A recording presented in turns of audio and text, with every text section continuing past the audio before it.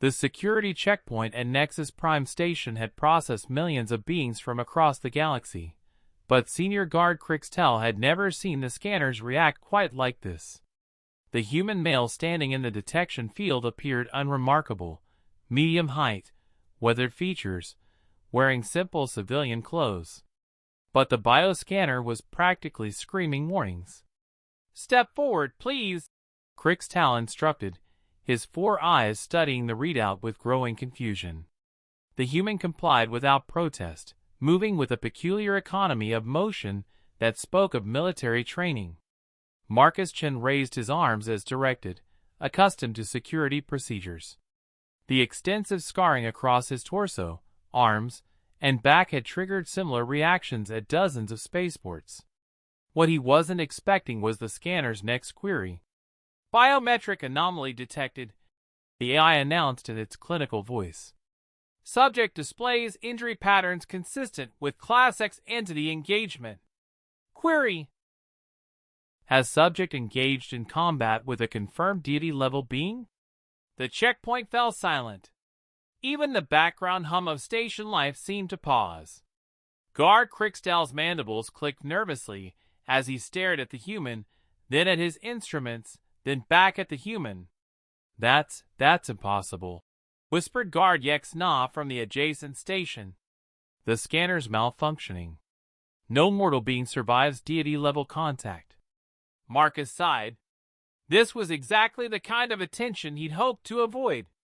"Could we perhaps discuss this privately?" 20 minutes later, Marcus sat across from Station Commander Velthroz in a secure conference room. The Altarian's 6 arms gestured frantically as she reviewed the scanner logs for the 3rd time.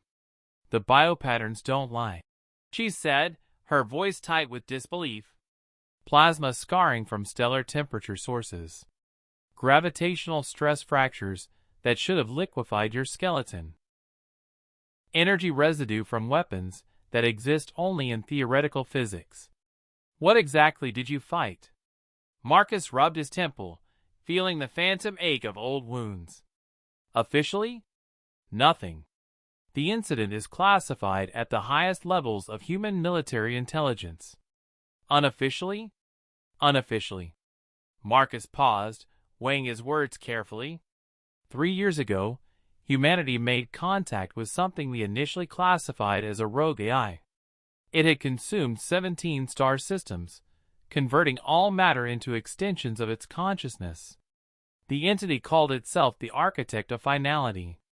Commander Velthroz leaned forward. Her species had evolved from apex predators, but even she felt a chill at the human's matter-of-fact tone. "First contact protocols failed," Marcus continued. "The entity regarded biological life as an inefficiency to be corrected.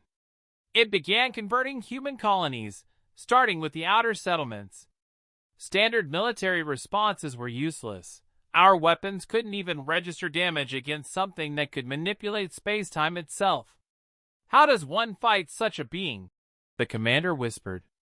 "You don't fight it," Marcus said quietly. "You negotiate with it, face to face." The silence stretched until Velthroz found her voice. "You volunteered for a diplomatic mission with a deity-level entity? Someone had to."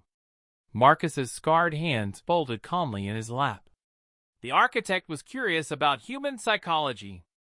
It agreed to direct discourse with a representative sample before proceeding with our extinction. The scarring. The Architect's form of communication involved sharing sensory experiences directly.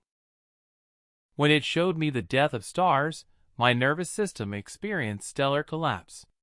When it demonstrated gravitational manipulation, my body felt the effects of compressed spacetime.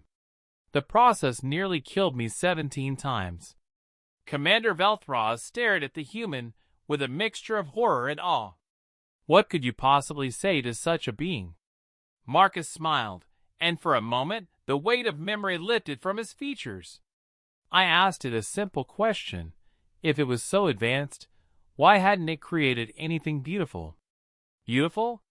The Architect had consumed countless civilizations, absorbed infinite knowledge, wielded the power of gods.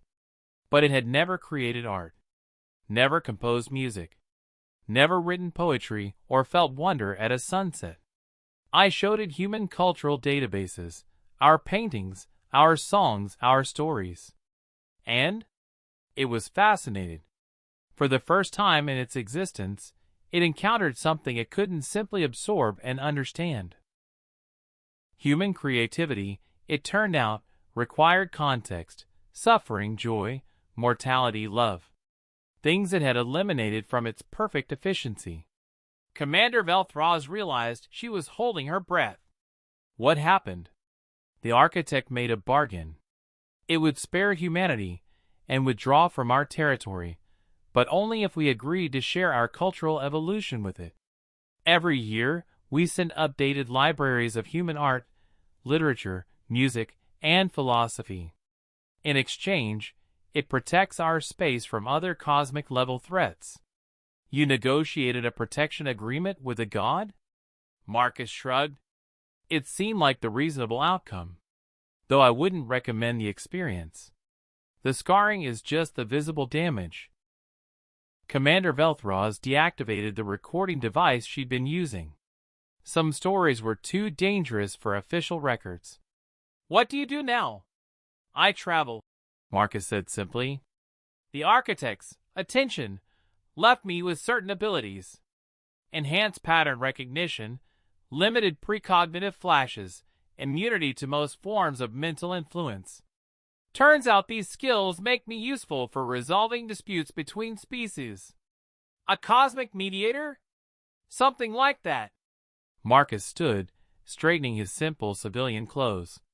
Now, about my travel authorization. Commander Velthraz stamped his documents without hesitation. As Marcus left her office, she made a mental note to update the station's diplomatic protocols. If humans were capable of bargaining with gods, perhaps it was time to treat them with the respect such negotiations implied. Later, as Marcus's transport departed for the Outer Rim, the scanner AI logged a final note. Subject classification updated. DD adjacent entity, diplomatic status. Clearance, unlimited. The scars that had triggered security became his passport to anywhere in the galaxy, a permanent reminder that sometimes the most human response to the impossible was simply to try talking it through.